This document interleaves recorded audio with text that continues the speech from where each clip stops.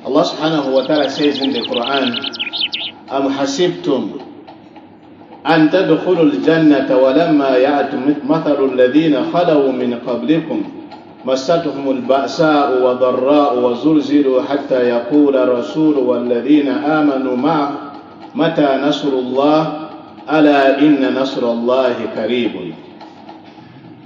Allah in this verse, like what we said, that He is giving us a challenge. Do you think that you are going to enter into Jannah, and yet you have not been affected with the things which affected the people before you? And those people who were affected before us, Masadhumul Basa, these people, they were affected with a lot of difficulties. Poverty affected them. Challenges of life affected them. Health-wise affected them. Wazulzilu, even the shaking of the place where they were affected with all this. Until the Messenger sallallahu alayhi wa sallam, وَالَّذِينَ آمَنُوا مَعْهُ, and those who believed with him, they said, مَتَى نَصْرُ اللَّهِ مَتَى نَصْرُ اللَّهِ, when is the victory of Allah subhanahu wa ta'ala going to come? أَلَا إِنَّ نَصْرُ اللَّهِ قَرِيبٌ, that indeed the victory of Allah subhanahu wa ta'ala is so closer, is so near. Jannah is not something which is very easy to get without passing through a lot of these difficulties. When we connect this surah, the Mufassirin, they say it was revealed on the time of the Ghazwatul Khandaq, the battle of the trench. This was the reason why it was revealed on the battle of trench. What happened, the situations which the Muslims were found themselves in, and the reason why Allah subhanahu wa ta'ala had to bring this verse to them. My brothers, Jannah is not that cheap. Jannah is very expensive. It needs a lot of effort for us to have that mercy of Allah to admit us into Jannah. Let us not take it for granted just because you said La ilaha illallah, then you are in Jannah. No, it's not like that. La ilaha illallah is like a key, and a key, it has got teeth. Not any key can open any door. You have got a specific key for a specific door, and the specific key for Jannah is La ilaha illallah. Yani, you have to follow the commandments of Allah. When you say, you bear the testimony that there is no God worthy of worship except Allah, it means all the boundaries which Allah has brought to us, we have to uphold them. What He has forbidden us not to do them, then we have to leave them. That is, it means now you are following the La ilaha illallah Muhammadur Rasulullah. But not just in mujarrad to say La ilaha illallah.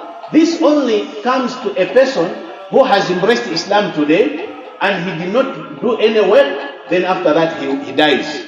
Yes, for him La ilaha illallah applies because he has said this when he was a kafir, then he has embraced Islam and he did not had any opportunity to do any work, then yes, this one applies. But for you and me who has been in Islam for all these years, you just sit, you say La ilaha illallah, I'm going to enter into Jannah.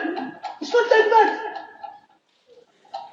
As Allah subhanahu wa ta'ala says, إِنَّ الَّذِينَ آمَنُوا وَعَمِلُوا الصَّالِحَاتِ. All the ayats, when Allah is talking about the connection of belief, He brings with the deeds. Those who believe and they are doing good deeds. It's your deeds which are going to help you to have that mercy of Allah to enter into Jannah. Not because you have said La ilaha illallah, but because you say La ilaha illallah, then you do the awamir, you do the deeds, the doings which Allah has commanded you. To pray, to do zakah, to be a good neighbor, to be a good person, to follow the footsteps of the Messenger sallallahu alayhi wa sallam, then Allah subhanahu wa ta'ala can have, now you have got the right to have that mercy from Allah subhanahu wa ta'ala. In the conclusion, Abdullah ibn Mas'ud, when the Messenger sallallahu alayhi wa sallam said, أَتَدْرُونَ حَقُّ اللَّهِ عَلَيْهِ عَلَى الْعِبَادِ, do you know the rights of Allah on His slaves?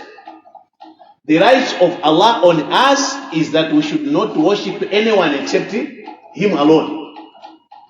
And our rights to Allah, if we do that, we worship Allah, we follow His commandments, that He should admit us where? Into Jannah.